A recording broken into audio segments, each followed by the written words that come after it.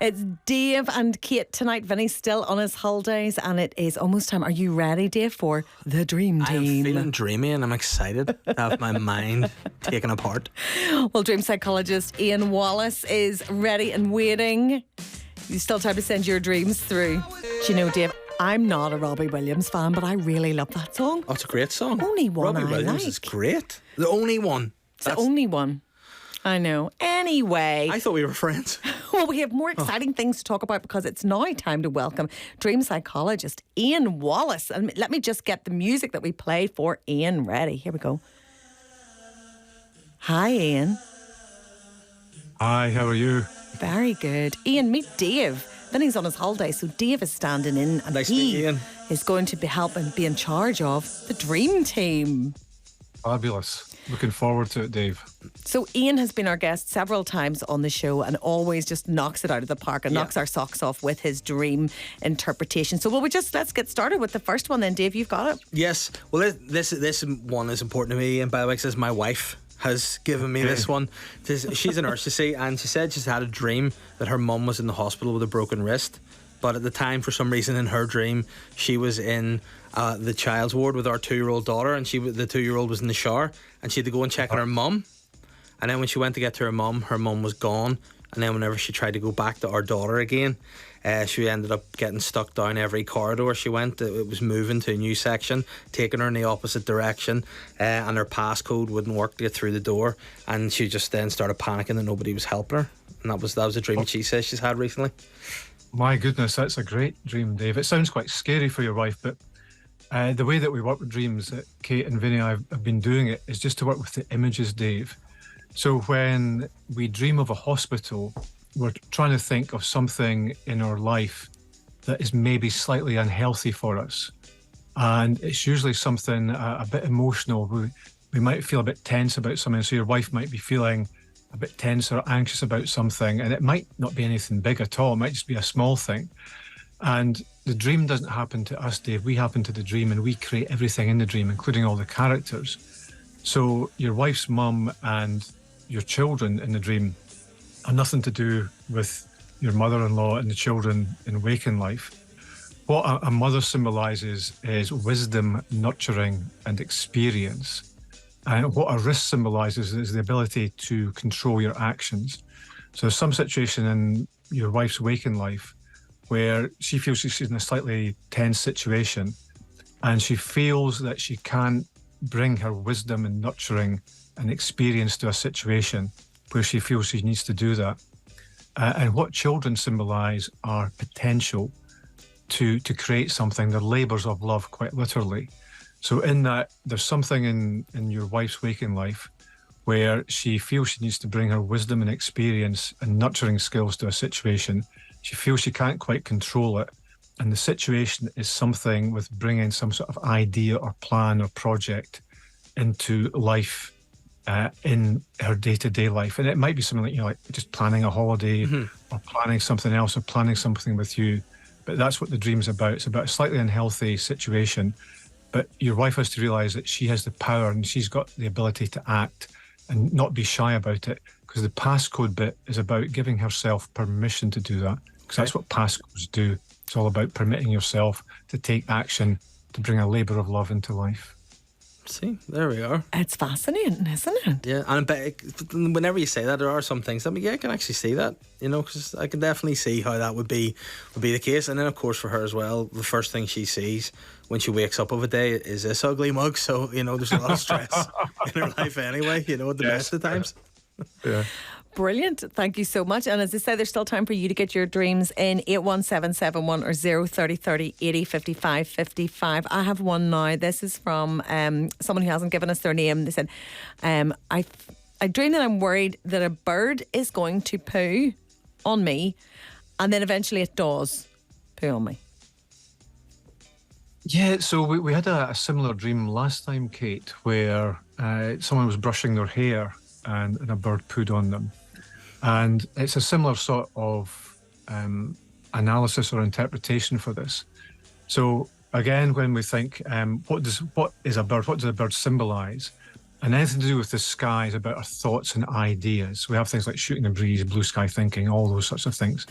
So the sky is about thoughts and ideas, and a bird is a creature of the sky. It's something that travels through the sky.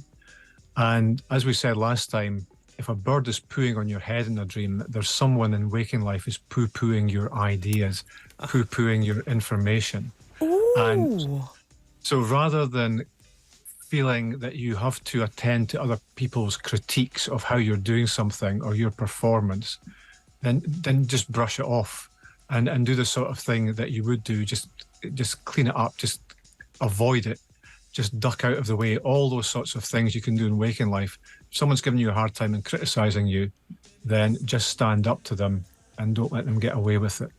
Oh, that's a good message for It's like a Taylor Anonymous? Swift song. Just shake it off. Just move on. Yeah. even Jay-Z. Get the dirt off your Yeah, shoulder. dirt off. Quite literally, the bird poo on your shoulder. One of the most gorgeous songs ever, Ray La Montagne. Does that mean Ray of the Mountains? It means, the Mountain Ray. Mountain Ray and Trouble.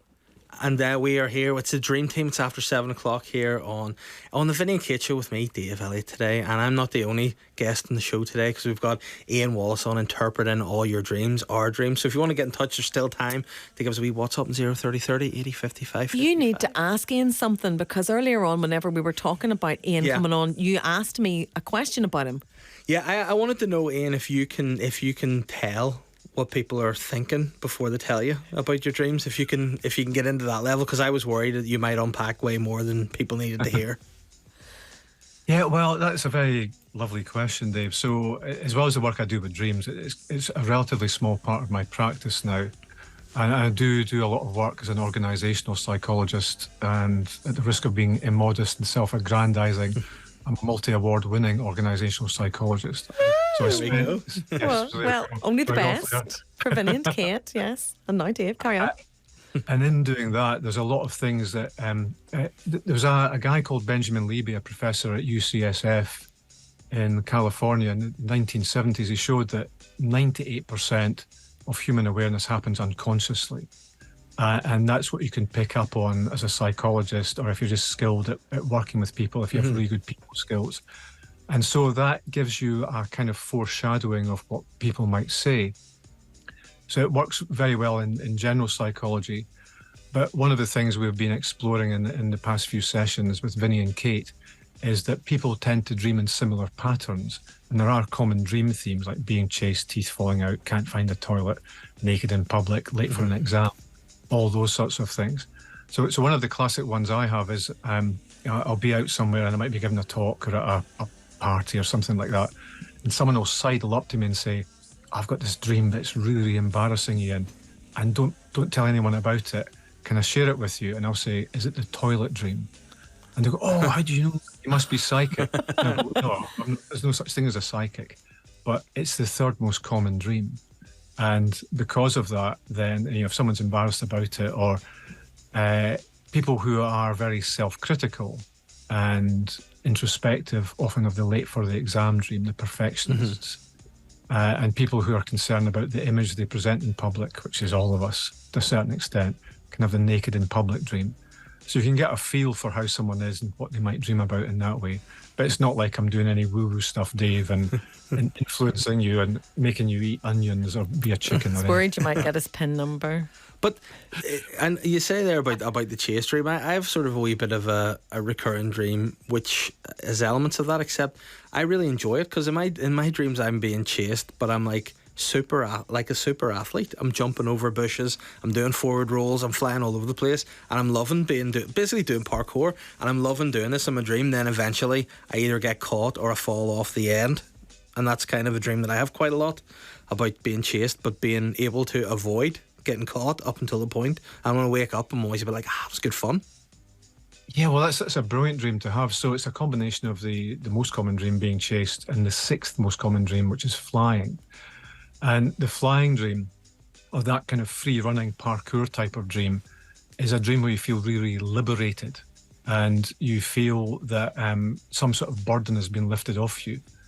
And the being chased dream, as I said, the way we do work with dreams is to work with the language. So another word for being chased, or a chase, is a pursuit, and that's being chased or chasing something. So when you create that dream at night, there's something in your waking life, some pursuit, some ambition that you have that you're trying to fulfill, and you are traveling towards it, and you've managed to make some sort of breakthrough, or you've liberated yourself from some sort of limit or something that's been holding you back. And all the obstacles in the dream are obstacles in your waking life that you have to overcome to pursue that ambition and fulfill it and liberate yourself in that way. And see, with that, is there any connection to the falling at the end of it? Is it like there's all these goals and these ambitions and dreams, and I'm getting there, but no, you fall at the last hurdle, Dave? Is there something there, or what's the sort of the relevance of that fall at the end of it? Yeah, so the falling dream is the seventh most common dream, and falling is very closely linked to failing. So people say like you've fallen short and all those sorts of idioms around fall.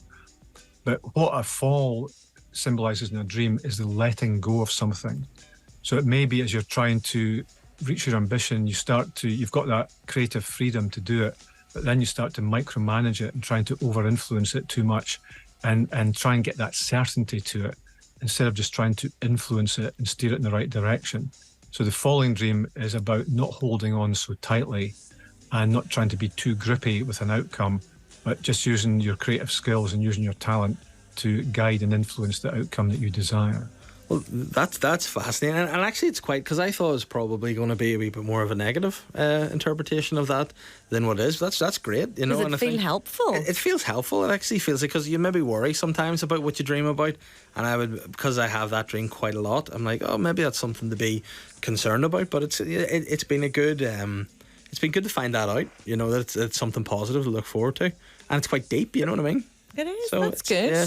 But what's good too is the listeners have been in touch as well. And some of their dreams are a wee bit sort of more, this one's made me laugh when I got in. Sarah had got in touch and said she's having a dream about being chased by it's a person with a mannequin's body except the head of Trevor McDonald. Wonderful. And just for this dream and your dreams, your recurring dream, Dave, one of my catchphrases is there's no such thing as a bad dream, because you're creating a dream and you're just using it as a way to process emotions. So if you dream that you're being chased, so Sarah is pursuing something, and what a mannequin symbolizes is something you hang clothes on. And it's a particular image or self-image. It's a way that she is presenting herself to people. And Trevor McDonald is a lovely, gracious newsreader. Yeah. So this is kind of a news flash for Sarah, where she has realised that she has the ability to present a newer, a different, an updated self-image that is far more comfortable with her, because Trevor McDonald is very, very comfortable. And so rather than trying to present a self-image that other people expect from her and from trying to please other people, then she should present the self-image that she is most comfortable in doing, and that will make her feel far happier and help her to realise her ambitions. Oh, good. Nice one for Sarah. Well, let's take a break for another song. We'll be back with some more dreams. We're almost at the end. Thanks so much to Ian. We'll have time for one more dream. But after us is Blas. Then we have Ralph McLean. He'll be here at 8 o'clock with a country show. And Eve Blair will take you from 10 to midnight with great music to wind down your day. Dave, hit us with one more really quick one. See, and we just have a wee short one to finish with. Joe says he met Declan Rice. So Arsenal and England midfielder Declan Rice. That's all the dream that Joe has had. He just met Declan Rice. It was like a dream come true, he hoped, anyway. Be my dream. Yeah, this is a really common dream. This is the 26th most common dream. It's a celebrity encounter. And because we create all the characters in the dream, Joe needs to reflect on what Declan symbolises to him. And what a celebrity usually symbolises is the recognition of power and talent. So there's something in Joe's waking life where whatever quality he associates with Declan, he realises that he has the power and talent to actually, as Declan might, achieve one of his goals. Oh, wow. Ooh, very smooth. Because Declan Rice is my hero now. Ian, thank you so much. It's so informative as ever. We'll have you back again very, very soon. So you can send your dreams in. Any that we didn't get to tonight, we will keep for then. But my mind is blown, Ian. Thank you so much.